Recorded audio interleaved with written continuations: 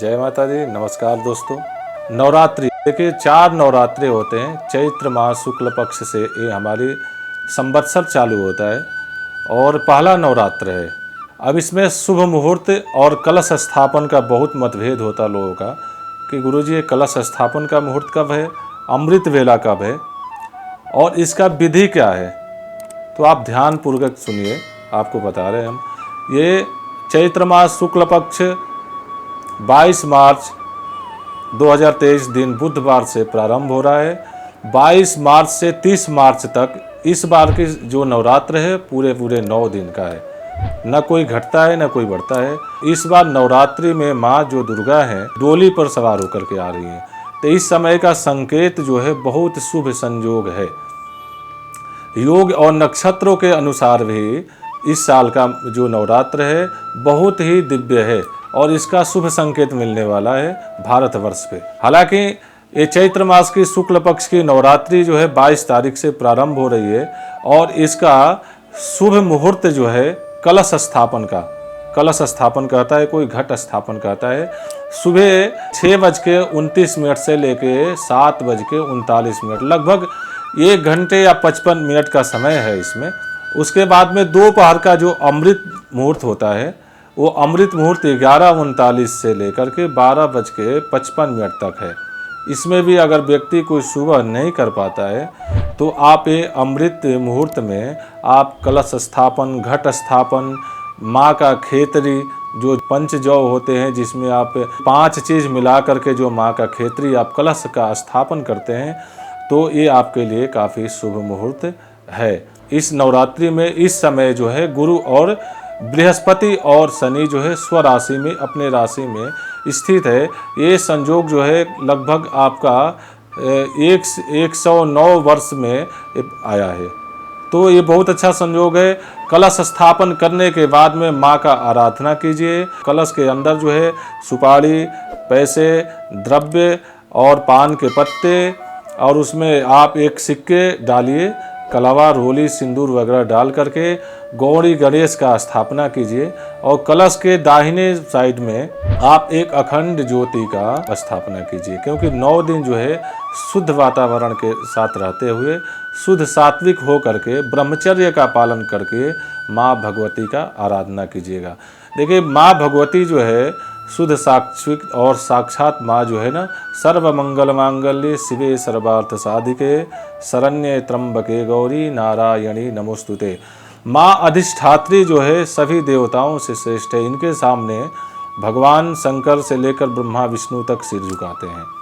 इसलिए नियम और दिनचर्या के साथ माँ भगवती का आराधना करना चाहिए।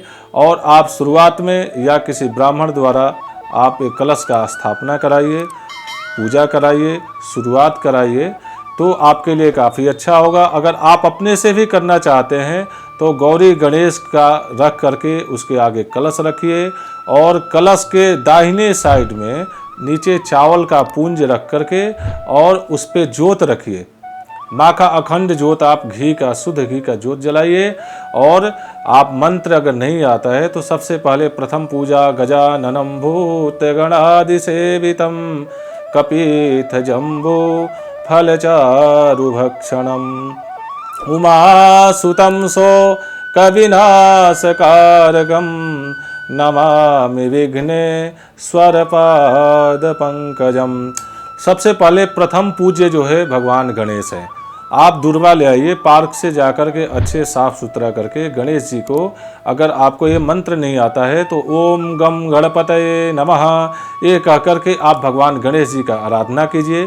प्राण प्रतिष्ठा कीजिए, स्पर्श करके रोली, सिंदूर, कलावा इत्यादि जो भी हो आप पंच सामग्री से भगवान गणेश का आराधना कीजिए।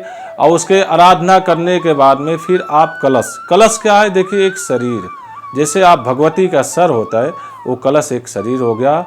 और कलश के ऊपर जो पूर्ण पात्र देखे होंगे आप, उसके ऊपर जो ढक्कन रखते हैं, मिट्टी का हो, तांबे का हो या पंच धातु का है, उसके ऊपर चावल में अष्टदल बना करके कलश के ऊपर रखा जाता है। और उसके ऊपर आप देखेंगे नारियल, नारियल क्या है, ये सर है। शरीर के ऊपर जो सर होता है वो यानी सर की स्थापना उस पर किसी देवी देवताओं का आवाहन किया जाता है। अब नारियल में आप कलावा लपेट दीजिए या चुन्नी वगैरह बांध दीजिए और फिर जो है उस कलश में माँ भगवती या देवी देवताओं का आवाहन कीजिए।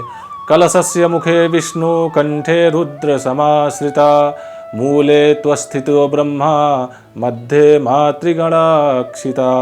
इस मंत्र से आप भगवान कलश का स्थापना करके हाथ से स्पर्श कीजिए, क्योंकि जब तक आप किसी भी देवी देवता किसी भी चीज़ का पूजा करते हैं तो जब तक स्पर्श करके प्राण प्रतिष्ठा नहीं करते हैं तो आप समझिए कि आप कुछ भी नहीं किए।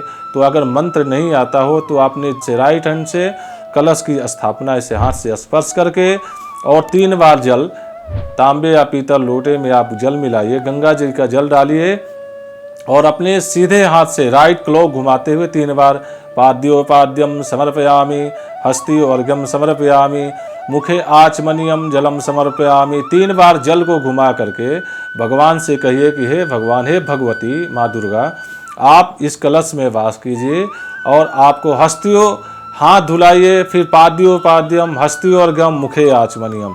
उसके बाद फिर पंचामृत दूध दही इत्यादि जो आपके घर में जो सामग्री है तो आप दूध दही वगैरह पंचामृत से स्नान कराइए। वस्त्र आप भगवान को वस्त्र चढ़ाइए, जो भी वस्त्र इत्यादि अगर न हो तो आप कलावे से तोड़ करके कलश पे डालिए। रोली सिंदूर कलावा इत्यादि 16 प्रकार से अगर आपके घर में सक्षम है तो 16 प्रकार से माँ भगवती का आराधना कीजिए। देखिए, शक्ति में बहुत बड़ी भक्ति होती है, इसलिए ये मंत्र बोलते हुए या देवी सर्वभूतेषु शक्ति रूपेण संस्थिता नमस्तस्यै नमस्तस्यै नमस्तस्यै नमो नमः।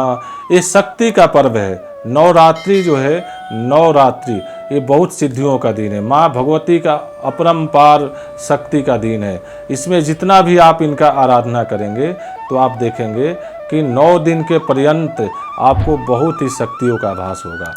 लेकिन बहुत शुद्धि का ध्यान रखना पड़ता है और बहुत ही ब्रह्मचर्य का पालन करके झूठ निंदा बुराई और किसी का भी चुगली ये सब चीज़ छोड़ करके भगवती का आराधना आपको करना चाहिए। और आप सक्षम न हो तो 24 घंटे में 24 मिनट का टाइम आप निकालिए और बढ़ते क्रम में एक और आपको उपाय बता रहे हैं हम, बढ़ते क्रम में भगवती का आराधना जरूर कीजिए। 1 लौंग 1 कपूर, भगवती माँ दुर्गा और काली का सबसे बड़ा बलि जो होता है लौंग का होता है।